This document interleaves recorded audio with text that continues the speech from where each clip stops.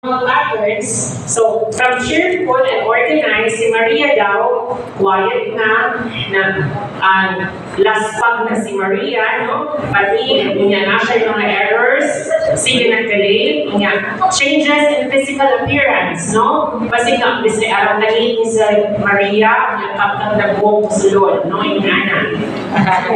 So, the next approach would be to listen, no? So, ang pag-listen, ang pag-approach na to ni Maria, so dapat, kanang kung bili sa kadaghanan, ha?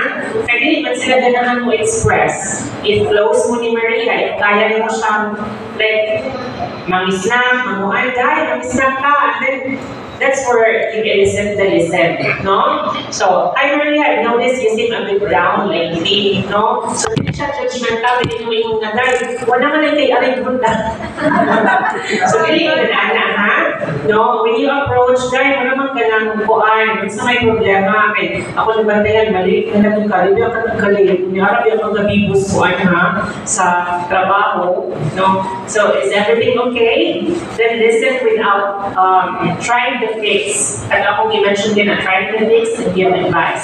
So no advices. And then link. No, finally connecting to support. Would you like to? Would you be open to talking with HR or sa social services ba para makibawag sa imong options sa problema? No, kung basin na-resolve si Maria na problema siya o kwarta yung nana, no? So, connecting o municipal MHO or kinsa resources din sa inyong LGU or sa inyong pamilya or sa eskwelahan. So, so that's how we do the cycle of conversing. Look, listen, and lean. Sige, sir. Okay. Naipamutanan bakit sa psychological therapy